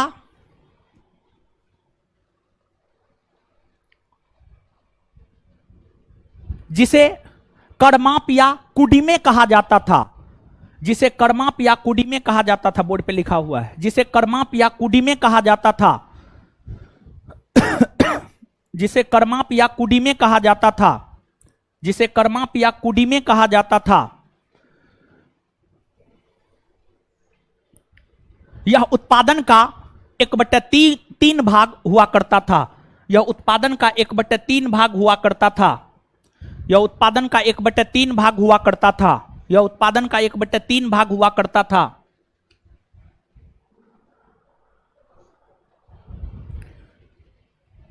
नीचे से प्रमुख भूमि के प्रकार, प्रमुख भूमि के प्रकार,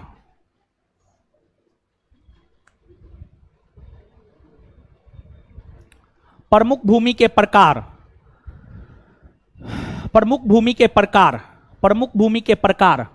एक नंबर में ब्रह्मदेय भूमि, ब्रह्मदेय भूमि, ब्रह्मदेय भूमि डैश देकर,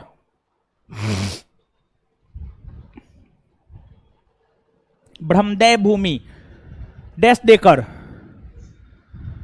ब्राह्मणों को दान में दी गई, ब्राह्मणों को दान में दी गई, ब्राह्मणों को दान में दी गई करमुक्त भूमि। हाँ, ब्राह्मणों को दान में दी गई करमुक्त भूमि, ब्राह्मणों को दान में दी गई करमुक्त भूमि। 2 नंबर में देवदान भूमि, 2 नंबर में देवदान भूमि,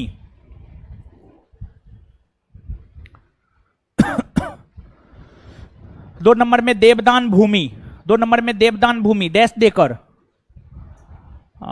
मंदिरों को, मंदिरों के देखरेख हेतु दान में दी गई भूमि, मंदिरों के देखरेख हेतु दान में दी गई भूमि, मंदिरों के देखरेख हेतु दान में दी गई भूमि। मंदिरों के देखरेख हेतु दान में दी गई भूमि। मंदिरों के देखरेख हेतु दान में दी गई भूमि। 3 नंबर में साला भोग। 3 नंबर में साला भोग। 3 नंबर में साला भोग, बोर्ड पे लिखा हुआ है यहां पे साला भोग। 3 नंबर में साला भोग डैश देकर विद्यालय के रखरखाव हेतु, विद्यालय के रखरखाव हेतु दान में दी गई भूमि। विद्यालय के रखरखाव हेतु दान में दी गई भूमि। विद्यालय के रखरखाव हेतु दान में दी गई भूमि। विद्यालय के रखरखाव हेतु दान में दी गई भूमि। दान में दी गई भूमि। आगे पल्ली चंदम, 4 नंबर में लिखिए ना, 4 नंबर में अब जैसे लिखना है लिखिए ना, 4 नंबर में भी लिख सकते, कोई दिक्कत नहीं है। पल्ली चंदम, पल्ली चंदम डैश देकर, पल्ली चंदम डैश देकर जैन संस्थानों को दान में दी गई भूमि। जैन संस्थानों को दान में दी गई भूमि। जैन संस्थानों को दान में दी गई भूमि। जैन संस्थानों को दान में दी गई भूमि। आगे हेडिंग मारिएगा धार्मिक व्यवस्था। आगे हेडिंग मारिएगा धार्मिक व्यवस्था। धार्मिक व्यवस्था, धार्मिक व्यवस्था डैश देकर लिखिएगा चोलकालीन शासक शैव धर्म को संरक्षण प्रदान किया था। चोलकालीन शासक शैव धर्म को संरक्षण प्रदान किया था। चोलकालीन शासक शैव धर्म को संरक्षण प्रदान किया था। चोलकालीन शासक शैव धर्म को संरक्षण प्रदान किया था। अगला पॉइंट, चोलकालीन शासक शैव धर्म को संरक्षण प्रदान किया था। नेक्स्ट पॉइंट, चोल राजा परांतक प्रथम ने, चोल राजा परांतक प्रथम ने, चोल राजा परांतक प्रथम ने चिदम्बरम में, चिदम्बरम में तमिलनाडु में पड़ता है चिदम्बरम, चिदम्बरम में, चिदम्बरम में चतुर्भुजाकार, चतुर्भुजाकार नटराज शिव के मूर्ति, नटराज शिव के कांस्य मूर्ति, नटराज शिव के कांस्य मूर्ति का निर्माण करवाया। नटराज शिव के कांस्य मूर्ति का निर्माण करवाया। नटराज शिव के कांस्य मूर्ति का निर्माण करवाया। चोल शासक परांतक प्रथम ने चिदम्बरम में, चिदम्बरम ने, चिदम्बरम में चतुर्भुजाकार नटराज शिव के कांस्य मूर्ति का निर्माण करवाया। इस मूर्ति का पुनर्निर्माण, इस मूर्ति का पुनर्निर्माण, इस मूर्ति का पुनर्निर्माण कुलोतुंग द्वितीय ने करवाया।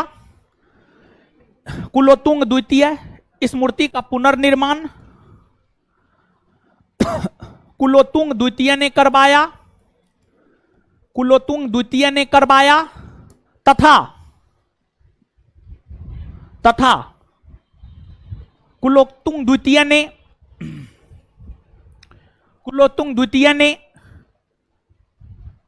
भगवान विष्णु के मूर्ति को समुद्र में फेंकवा दिया। तथा कुलोतुंग द्वितीय ने,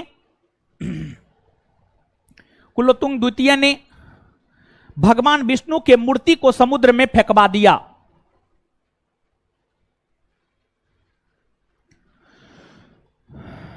बाद बाकी चीज लिखा हुआ है, नीचे से 1-2 पॉइंट और। कुलोतुंग प्रथम ने श्रीलंका को पूर्ण स्वतंत्रता प्रदान की। नेक्स्ट पॉइंट, कुलोतुंग प्रथम ने श्रीलंका को पूर्ण स्वतंत्रता प्रदान की। कुलोतुंग प्रथम ने श्रीलंका को पूर्ण स्वतंत्रता प्रदान की। कुलोतुंग प्रथम ने श्रीलंका को पूर्ण स्वतंत्रता प्रदान की। कुलोतुंग प्रथम ने श्रीलंका को पूर्ण स्वतंत्रता प्रदान की तथा अपनी पुत्री का विवाह श्रीलंका के राजकुमार के साथ करवाया। तथा अपनी पुत्री का विवाह श्रीलंका के राजकुमार के साथ करवाया। तथा अपनी पुत्री का विवाह श्रीलंका के राजकुमार के साथ करवाया। तथा अपनी पुत्री का विवाह श्रीलंका के राजकुमार के साथ करवाया। तथा अपनी पुत्री का विवाह श्रीलंका के राजकुमार के साथ करवाया।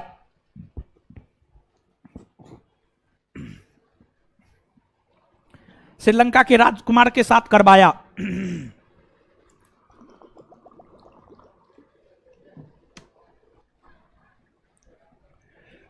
नेक्स्ट पॉइंट,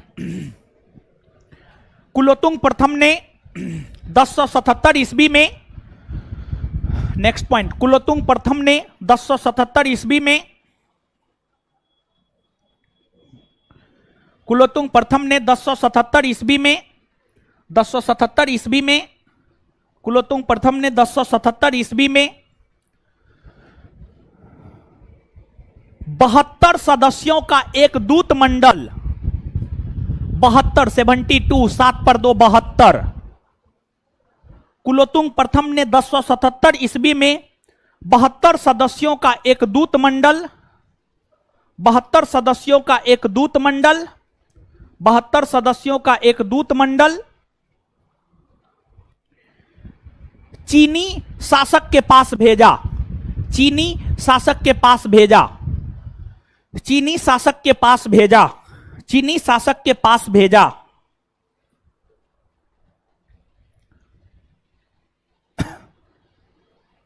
महमूद गजनबी के समकालीन चोल शासक महमूद, नेक्स्ट पॉइंट, अगला पॉइंट, महमूद गजनबी के समकालीन चोल शासक, महमूद गजनबी के समकालीन चोल शासक, महमूद गजनबी के समकालीन चोल शासक राजराज प्रथम और राजेंद्र प्रथम दोनों है, राजराज प्रथम और राजेंद्र प्रथम दोनों है, राजराज प्रथम और राजेंद्र प्रथम दोनों है, राजराज प्रथम और राजेंद्र प्रथम दोनों है, राजराज प्रथम और राजेंद्र प्रथम दोनों है, राजराज प्रथम और राजेंद्र प्रथम दोनों है, फुल स्टॉप, खत्म हुआ। ठीक, अब सुनिए, एगो बात कहते हैं, अगले सोमवार को हम आपका कॉपी चेक करेंगे। प्राचीन भारतीय इतिहास में कहीं कहीं कुछ कुछ लिखाए हैं, और जहां जहां जो लिखाए हैं हमको एक फ्रेश कॉपी में चाहिए अगले सोमवार को। पूरे एक सप्ताह का समय हम आपको देते हैं, और अगले सोमवार को कोई विद्यार्थी याद दिला देंगे हमको, ठीक है, काहे कि हम भूल जाते हैं, ठीक है, याद दिला देंगे, और उस रोज हम सबको नानी याद दिला देंगे, ठीक है। चलिए, अब जो है पल्लव अगले क्लास में पढ़ेंगे, बैठे रहिए 1 मिनट, आप लोग हल्ला मत कीजिए।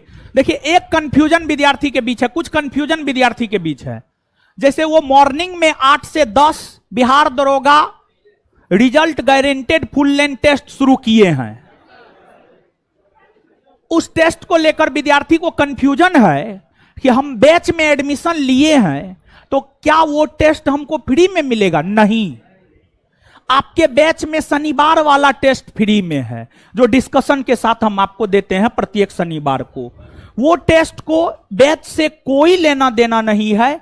आपको टेस्ट में पार्टिसिपेट करना है, ऑनलाइन करना है तो ऑनलाइन एडमिशन लेना होगा, ऑफलाइन करना है तो ऑफलाइन एडमिशन लेना होगा, समझ गए? हाँ, ऑफलाइन एडमिशन बंद है, और ऑफलाइन वो टेस्ट शाम के टाइम में भी बहुत जल्दी शुरू होगा। ऑफलाइन वो टेस्ट शाम के टाइम में भी बहुत जल्दी शुरू होगा, शाम के टाइम में भी शुरू होगा। आपके बैच के ठीक पहले, आपका बैच 5 बजे से होता है ना, आपके बैच के ठीक पहले 3 से 5 में शुरू होगा, 3 से 5 में शुरू होगा, समझ गए? तो इसलिए घबराइए नहीं, बहुत जल्दी शुरू कर देंगे, घबराइए नहीं, बहुत जल्दी शुरू कर देंगे। बात क्लियर है? हाँ, तो इसके बाद जो है उस टेस्ट को आपके बैच से कोई लेना देना नहीं होगा। और बैच का फी देखिए कितना कम है, मात्र 100 रुपया में 20 टेस्ट, मतलब एक टेस्ट का मात्र 5 रुपया। प्रत्येक दिन 3 पेज मिलता होगा, 3 पेज, फिर टाइपिंग, फोटो स्टेट, फिर जो है रूम रेंट, बिजली बिल, सब चीज जोड़िए ना।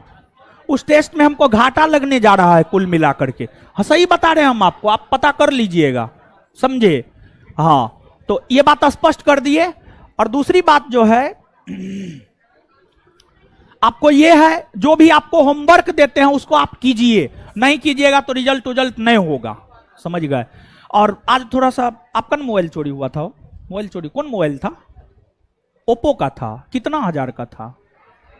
है 8,000।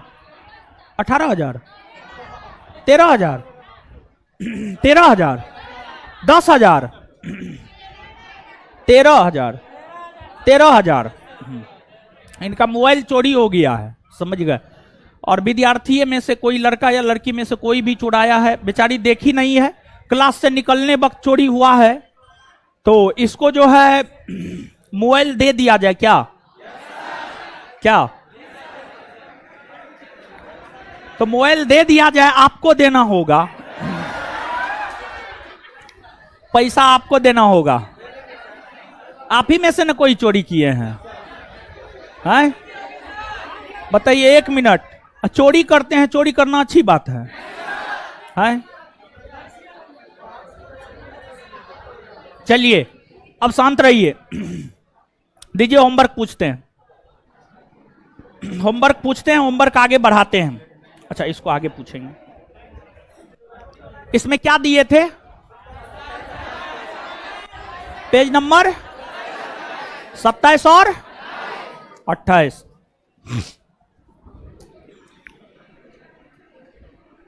खड़ा हो जाइए, पढ़े हैं ना?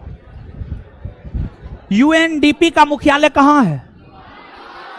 न्यूयॉर्क में है। कहां है? बैठ जाइए।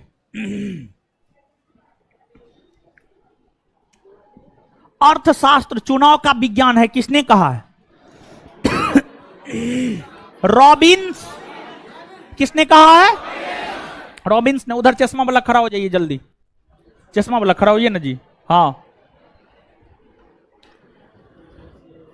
मेक इन इंडिया कार्यक्रम की शुरुआत कब हुई है? 25 सितंबर 2014। इधर चश्मा वाला खड़ा हो जाइए, व्हाइट टी शर्ट।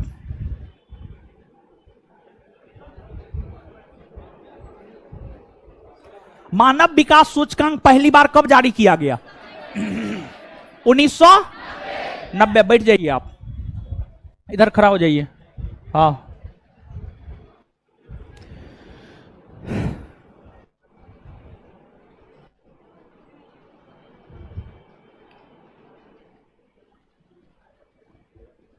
भारत में पहली आर्थिक गणना किस वर्ष हुई थी? 1977। बैठ जाइए, उधर चश्मा वाली खड़ा हो जाइए। आबिद हुसैन समिति किससे संबंधित है?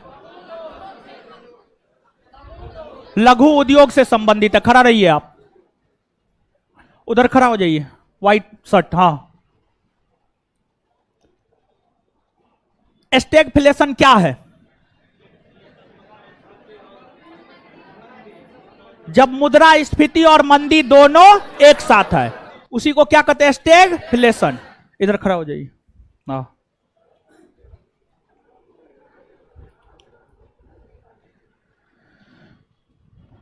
प्रिंसिपल ऑफ इकोनॉमिक्स किसकी रचना है? मार्शल। किसकी रचना है?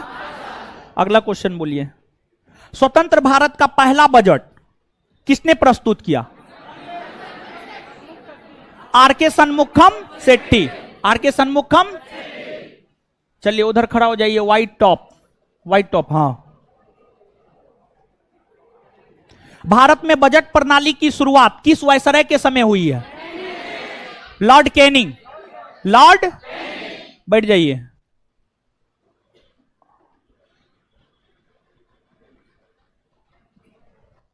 चश्मा वाला खड़ा हो जाइए। राष्ट्रीय निर्यात आयात बैंक की स्थापना कब हुई है? 1982। 1982। चलिए खड़ा हो जाइए। बॉम्बे स्टॉक एक्सचेंज की स्थापना कब हुई है?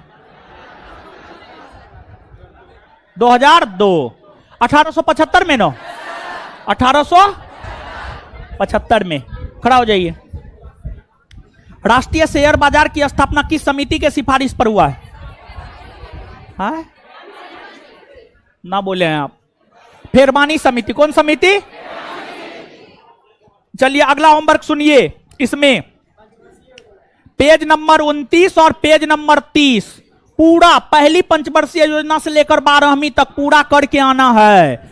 और पंचवर्षीय योजना से संबंधित फैक्ट जरूरी है, बहुत जरूरी है। बुधवार को पूछेंगे। बात क्लियर? हाँ लीजिए, किसका है ये? बैठ जाइए, अब बैठ जाइए गुरुजी लोग। अब इसमें क्या था, ज्योग्राफी में क्या था? राज और। अब देखिए अगला होमवर्क है चैप्टर नंबर 4, पूर्वावलोकन भारत का, सॉरी पूर्वावलोकन भूगोल, चैप्टर नंबर 4, प्रजाति और जनजाति। प्रजाति और, चलिए अब इससे क्वेश्चन पूछते हैं। खड़ा हो जाइए। लातूर किस प्रांत में है? महाराष्ट्र में। बैठ जाइए, इधर टोपी वाला खड़ा हो जाइए। विदर्भ एक प्रादेशिक नाम है भारत में, यह किस राज्य में? महाराष्ट्र में है। बैठ जाइए, उधर टोपी वाला खड़ा हो जाइए। राष्ट्रीय राजधानी क्षेत्र के अंतर्गत 3 गो राज्य का जिला आता है। 3 गो राज्य का जिला आता है, तीनों राज्य का नाम बोलिए। क्वेश्चन समझे हैं? याद किए हैं? तो याद नहीं किए हैं तो समझिएगा खाक, आप समझिएगा। उधर चश्मा वाली खड़ा हो जाइए, चश्मा वाली खड़ा होइए। अरे इधर, हाँ। क्षेत्रफल के आधार पर भारत के समस्त राज्यों में उत्तर प्रदेश का कौन सा स्थान? चौथा स्थान है। बैठ जाइए। उधर है लड़की है, उधर खड़ा हो जाइए। खड़ा होइए, हाँ खड़ा होइए। आगे वाली बैठिए, पीछे वाली।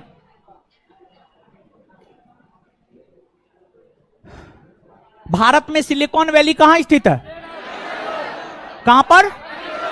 बंगलुरु में ना। चलिए बैठ जाइए।